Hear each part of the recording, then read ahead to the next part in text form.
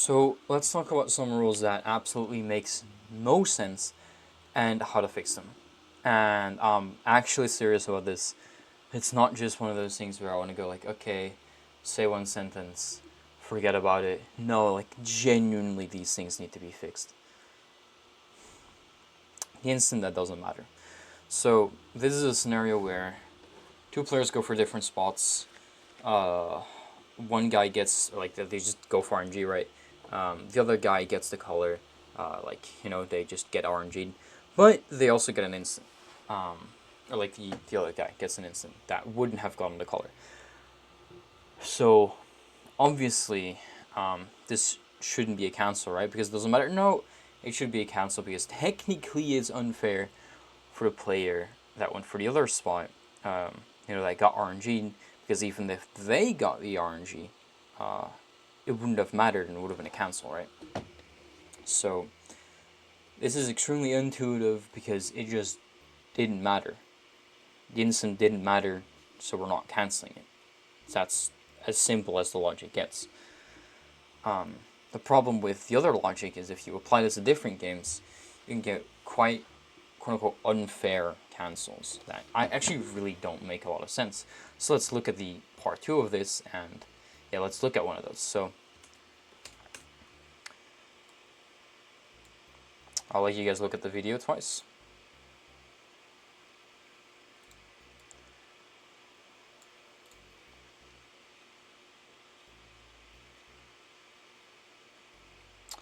So should this be a cancel? I don't think so. But it was cancelled because we always restart if it's less than 0.6, or I feel like we've always restarted, blah blah blah blah blah. Genuinely, the rule with this one is that as long as it's not 0.6, it's just a restart. It doesn't matter what happens, which is absolutely incorrect, and we can look at the game's context to look at different variables to determine whether or not the instant actually mattered or not. In this case, if we're absolutely certain that the instant didn't matter, right? This was a .59 round where he would have made something like a 3-block backwards jump in .00 or like .01 seconds, which is obviously not something he's doing, or he would have made a 7-block in front of him, which is obviously impossible. So in this case, we know for certain that he would have died even without the instant. So then why would we ever cancel it because of the instant? It didn't matter. The counter argument to this is that there can be hypothetical scenarios where, or like in theory, it could be very hard to determine whether or not an instant mattered or not, which I think everybody, or like most refs, would just agree that we just know. At least I believe that referees should have the knowledge to logically argue why an instant mattered or why it didn't matter. I really, even though in theory this could be really like super hard, I think practically that just doesn't happen often. I even go as far as it practically almost never happens. I can't think of a single scenario where I've seen a clip and went, huh, I'm not sure whether or not that actually mattered or not. No, it's either it mattered or it didn't. It's that simple. And usually if you're just a bit unsure, you should probably just cancel it anyway, right? So this really isn't that big of an issue, and the way to fix this rule is by looking at the game context when people have an instant, judging whether or not the instant mattered or not, and if it didn't matter, it should just not be cancelled. And it should just count.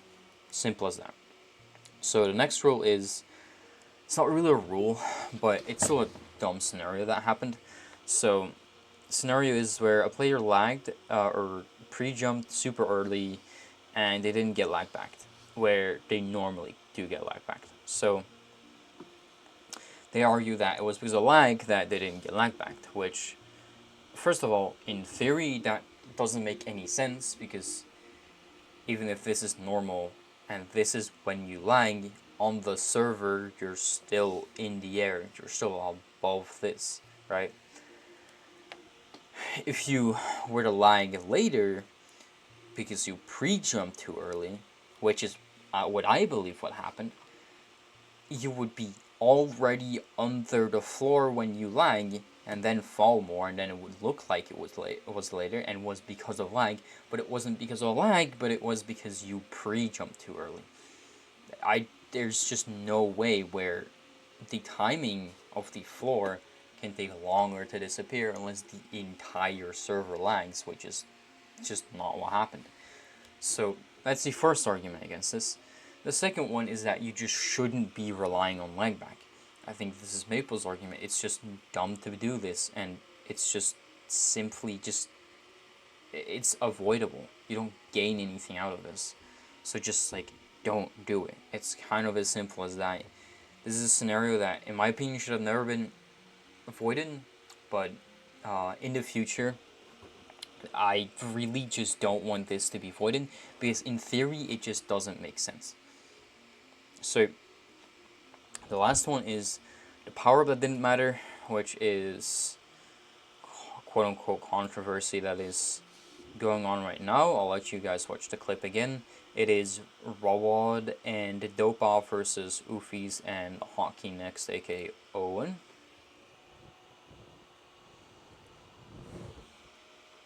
Yeah, so play that again.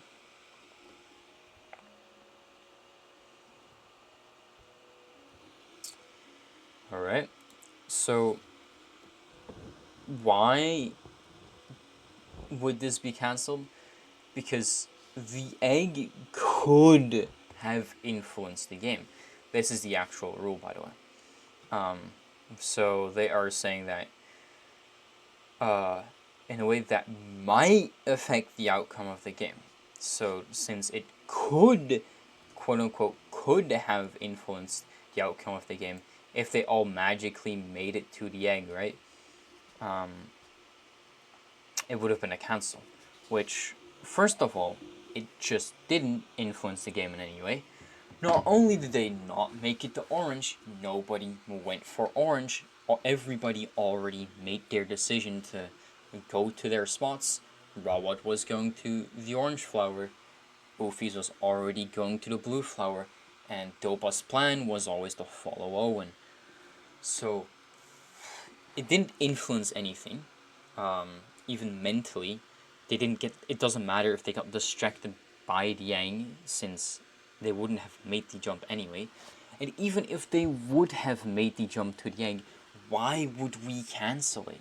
If we know that the only reason a player made a jump is solely because of a power up, then they should be counted as dead, and they shouldn't be counted as like a cancel, as a power up interference. It didn't actually affect like the actual gameplay. Like literally, it affected the game, but we just know that they wouldn't have made it. So again, in that sense, if the power up, like the way to fix this rule is that if the power up didn't actually influence the game in any way, even though it's there, it shouldn't be a cancel. So that's, I think, the fourth one. So the last one is more, this is all about like hyper and like power-ups allowed stuff, which something that I find kind of, I just don't understand like the general logic behind this. So why are we letting players decide whether or not Death Order counts, what a power-up interference is, and when a game is restarted due to lag? So why are we letting the players, the competitors themselves, decide whether or not it was a restart or not, right?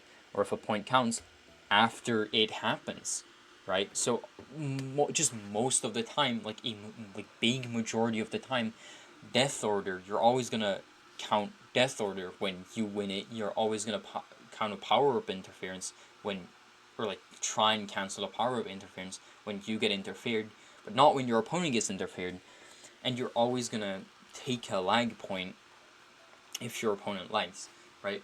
And if both players do that, we now basically I was gonna say, since your decision is going to be influenced by the outcome, we're gonna have a format where most of the times death order counts, power up interferences or lags don't matter, which is so stupid. Why would we have such an insanely luck based uh, format, right? When it could be way more consistent. So the way we make this consistent is, first of all, why ever make it a decision to allow Death Order? Death Order, in itself, with power-ups, rewards people for just getting lucky, right? If you have a jump pot splash, or if you just have a feather, just that alone is enough to win Death Order. Why are we rewarding players for getting a jump potion or a feather even if they don't make the jump with them? People should have these skills to either skip around with a feather or to make the jump with the feather. Not just use the feather, fail, but still be in the air and win the Death Order. That makes no sense. Why would we reward people for that? And again, power-up interferences, like, are we playing a competitive game or is this like a Hypixel tournament? If if why are we allowing other things to influence games of our two competitors? Like, why is this logic suddenly bended when we go from normal to hyper? Why do can power up interferences count, and why can lags not be restarted? It should always be restarted if it's like lag, if it matters, of course, and the same goes for a power up interference. If a power up interference actually influenced the outcome of the game, then it should just be cancelled, right?